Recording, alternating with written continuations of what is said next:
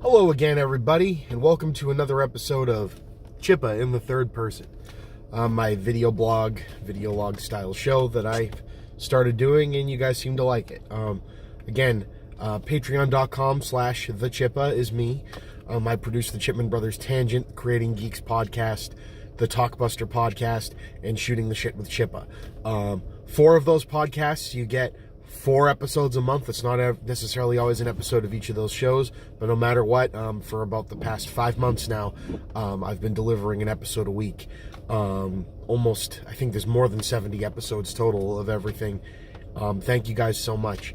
Really want to hit first, if you're listening to this, I know $1 doesn't seem like the most amazing thing in the world, but I'm losing dollars. The feedback from people, I'll never fault someone for having financial problems. You know what I mean? Your money is most important to you, your family, the people that you love. But I need those Patreon dollars. I don't get paid for this any other way. This is not a monetized show as of yet. I don't think I'll get there for quite some time.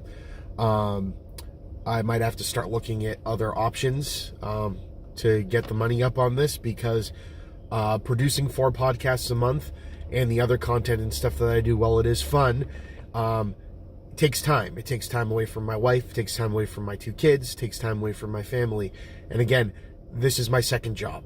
I don't want it to be a job. I want it to be fun. But if I have to decide if I'm going to do this, or if I'm going to do self-care, or if I'm going to play with my kids, the self-care and my kids and my family should take number 1. So give me a reason to want to keep doing this for you guys, because I need to.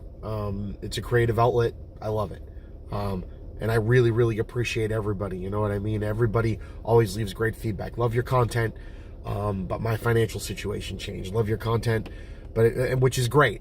I don't think anyone's leaving because they don't like what I'm doing. I don't think anyone's leaving because of not liking other people I'm associated with, although I'm sure that can happen. So yeah, there's that.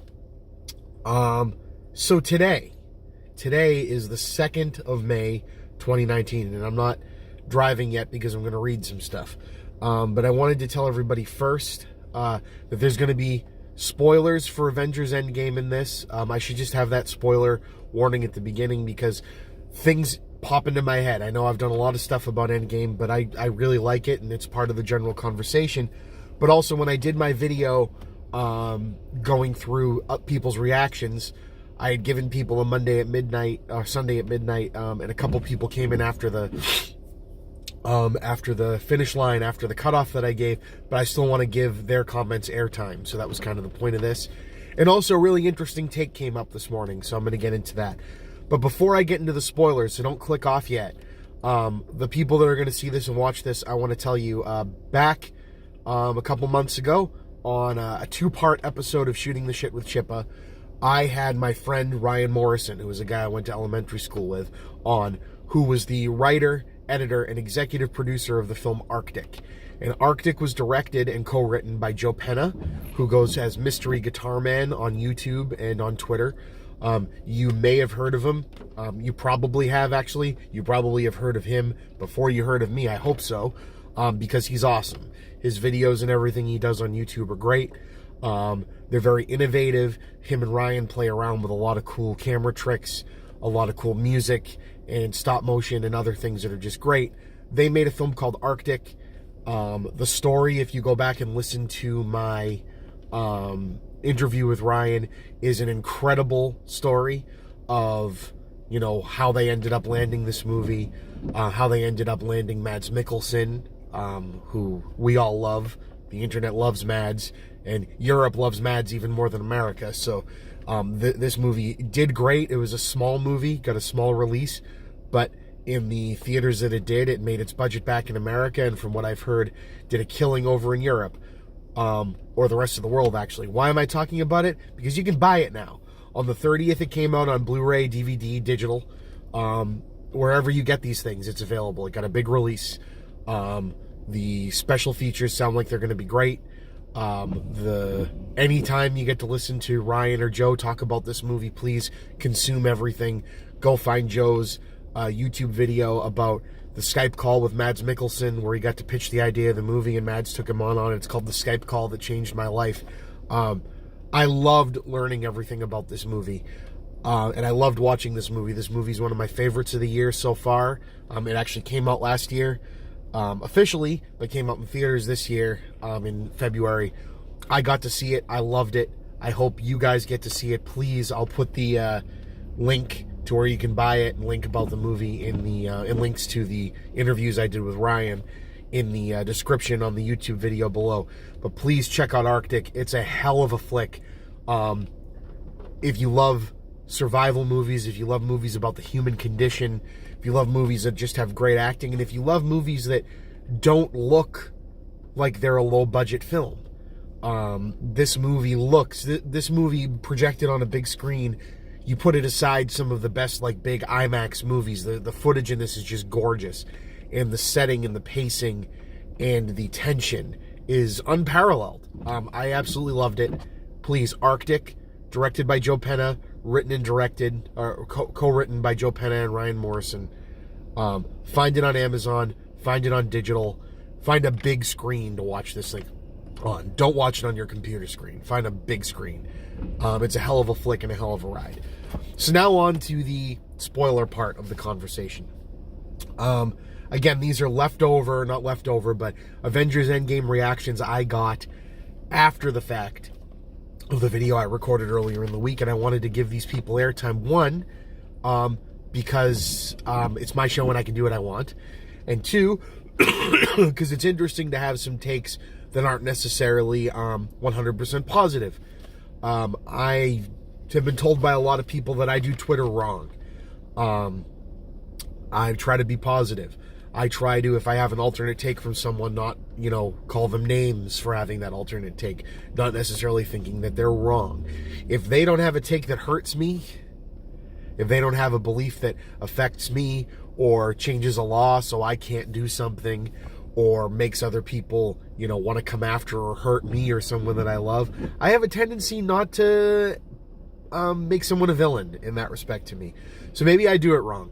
Debate to me is not necessarily making the other person feel like shit. It's offering a counterpoint, and hopefully they learn something from it, even if they walk away still having the same belief they had when they came in. And that's how I look at it. So without further ado, here we go.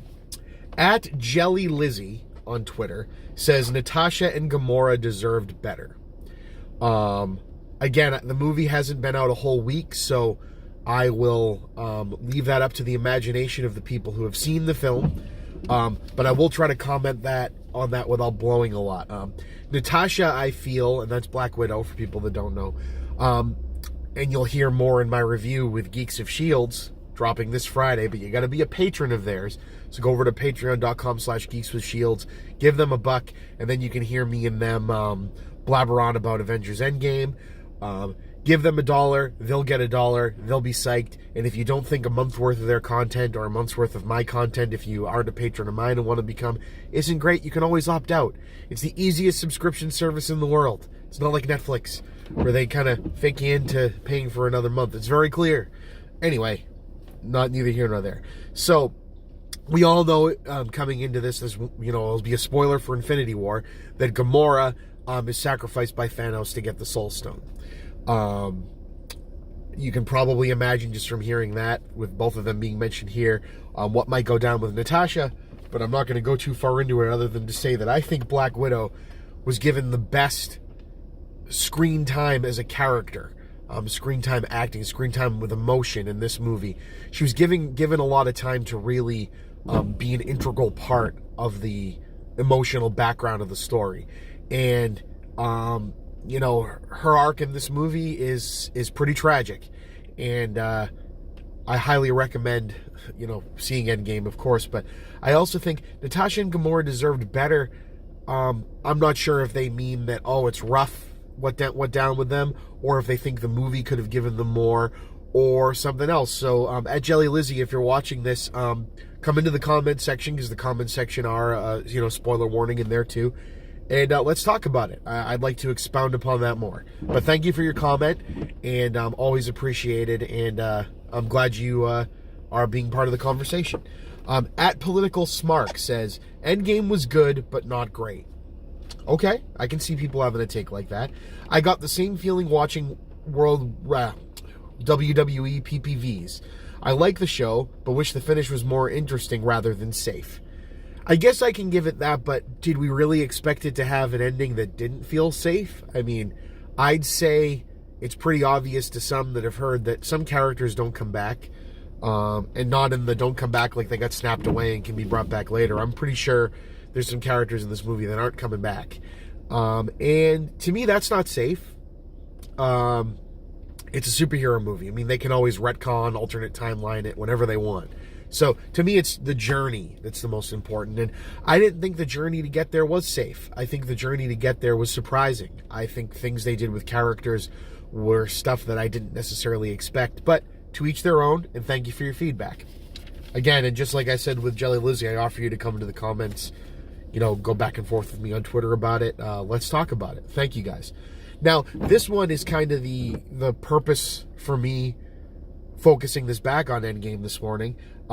This is from @JRSPipBoy2008, and this didn't come as a request for a comment as much as it came as a comment that I read this morning as a hot take on, not a hot take because it's been a few days, but a take on Endgame from Jack Shipley. And Jack Shipley is a co-creator at the Tough Channel. That's at Tough Channel on Twitter, Tough Channel on YouTube. You should check them out. They're awesome. I think Jack's a great guy.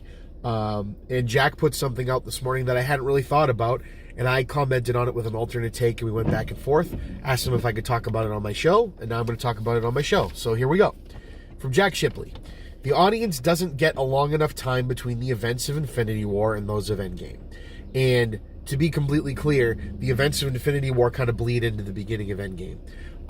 So something that happened as a result of the snap in Infinity War is shown to us at the beginning of Endgame. And then it sets off, okay, and now we get a 5-year time break. So just wanted to throw that out there for context. We spend 0 time in the post-swap world of Infinity War. We don't have a film that lives in the world of this consequence from start to finish. A year later, it's retconned. Meaning a year later in Infinity War and then Endgame. So let's talk about that. So, and again, spoiler warning, I'm going to have to say some things. So Thanos snaps his fingers. Half of the population, or half of the living beings in the entire universe disappear. We're shown at the beginning of Endgame that he pulls this off. It opens with Hawkeye's family all disappearing. And this is why Hawkeye goes into Ronin land, where he's, loses his mind, gets very edgelord, gets the funny haircut, goes around and just starts murdering every bad guy in the world. It's awesome. It's a great arc. And then the Avengers all team together after Captain Marvel shows up, says we got to kick the shit out of Thanos. They go find Thanos and they kill him 5 years later. Okay, this is what happens at the beginning of the movie. Pretty incredible that they open the movie like this. So then we get a 5-year time gap, and we see, some aerial shots, and I'm going to start driving because I don't have to read anymore. We get some aerial shots of the world, particularly near where the Avengers home base is, of ships not coming in and out of port, and, trash, and, post-apocalyptic kind of looking thing. And, we get Steve Rogers, Captain America, running self-help groups, which I think is exactly what Captain America would be doing in this situation. It's a perfect, it's kind of like that VA, I'm going to give back to the community thing that goes on after the fact. We show that Natasha has kind of become the stand-in for Captain America. She's still trying to run the Avengers. We get Iron Man has formed a family. He has a kid. He is happy with what he has. The things he's lost are lost. He's moved on. The members, that are still alive, are kind of running around, trying to be the Avengers still in this post-snap world. So people have moved on, is what it really comes down to. Now, Jack's comment of we don't get enough time to spend in this, I guess, is a valid one. I'd never thought of it. But my counter to that is that it's a cinematic choice, right? We have a movie we need to jump right into what goes on after Thanos. I think having a movie of living in that world, I think it would be great. I want to see those movies now. I want to see what everybody was doing in those 5 years. But at the same time, I don't know if the world would have accepted that. A whole movie of Thanos 1 for the general public. I mean, Marvel's been pretty ballsy. Maybe that's the ballsy thing that we get to do. But even in the Star Wars movies, they don't give you a whole movie of, the Empire won, and we're just going to leave you there with it. They give you scenes. They give you, maybe between two films, like Han Solo and Carbonite and things like that. But, that would be kind of cool. I'd like to see what was going on in Wakanda, during that time. They don't really give us any of that. I'd like to see, the things Captain America talks about, the Hudson. I drove over the Hudson and saw whales. And, that kind of switches on his positivity again, the goody two-shoes thing that Natasha calls him on. These would be cool movies to see. So, Jack, I give you a lot of credit for bringing that up. But my point of why I don't think they did it, one, you could say the cynical side where, okay, they had contractual obligations and, they might not be able to get all these actors from any more movies. So this is the big closure thing. I get that. But let's think about it from a story standpoint for a minute. I compared this to films, and again, Us is a recent movie too, so this could be a little spoiler for that. But I attune it to Infinity War is the big focus. Infinity War is the overall how the universe is affected by this guy movie. It's the Thanos movie, right? This movie focuses back more on the core group of the Avengers, and like films like Signs and War of the Worlds and Us, they do this thing where they focus on a worldwide epidemic, a worldwide problem, but parallel and mirror those effects on how they affect the main core group. It's kind of the difference between small scale and large scale action. My brother and I have talked about how even though not all of his movies have been incredible, there's not too many better action movie directors for large scale action than Roland Emmerich, because he has a way of having scenes that focus just on characters, and then the camera can pull out and show you wide-scale destruction, and they feel like they're existing in the same universe. There's some movies like the Transformers films, for example, that don't do a very good job of this. So here, this movie is much more intimate, and I think it sticks with that intimacy for a long period of time, for 2/3 of its runtime, actually. And it gives you how these characters are reacting to it and seeing it. So we have some setup shots, and we have Scott Lang, Ant-Man, getting brought back out of the quantum realm in a really funny way, where he doesn't realize what's gone on, but he goes to like this 9/11 memorial style vanished memorial in San Francisco. Beautiful shot, by the way, and a really good setup of all the names of the people. I don't know if these are just the people in San Francisco that died or the people in the world. I'm not quite sure. But I'm thinking it's just in the San Francisco area. I would imagine every city has one of these. But that's cool, is they leave things out to kind of have you piece it together. Which, again, could be called lazy, but I think it works in the grand scheme of what they're doing. But that scene is enough of an impact, him realizing his name's on there because they just couldn't find him. It's so cool that I think they do enough for how it affects the main purpose of the film, the main characters. But I'm not necessarily always right. I'm barely ever right. And I think Jack brings up a lot of good points. So we get into the comments section. Let's talk about this. If there were other movies, if we had another movie to do the 5 years in between the snap and in between what happens in Avengers Endgame, what would you want to see happen? What do you think happened? This is a great conversation. And again, I bring up a counterpoint with someone on Twitter to add to the conversation. If I find you guys going and telling Jack he's wrong and, Chippa sent me here and yada, yada, yada, this is the exact thing I try not to do. This is opening up a conversation. This is opening up a fun debate. That's the point of movies. We can all talk about it. We can all have a good time. And so if I use Twitter wrong, I use Twitter the way I think it should be used. And I hope you all do too. I really appreciate everybody's comments on Endgame, and keep them coming. If you haven't seen the movie yet, I'm really enjoying doing this video log, and I'll talk about them. Get out there and buy Arctic, please, on Blu-ray, DVD, digital, however you're going to do it. Joe Penna and Ryan Morrison are great guys. They made a hell of a movie. They deserve your money, and it's going to help bigger and better things to come. Bigger and better, bigger and as good, because I think friggin' Arctic is amazing. At the Chippa, patreon.com/the Chippa. Check out my full Endgame review coming this Friday on the Geeks with Shields podcast. You got to be a patron of theirs to listen to it. I'm telling you, get on their Patreon, listen to my review, stick with them for a month, see if you like the stuff. I think you'll love it. It's going to help them out. Until next time, this has been the Chippa. I'll see you guys on the other side. Have a great day.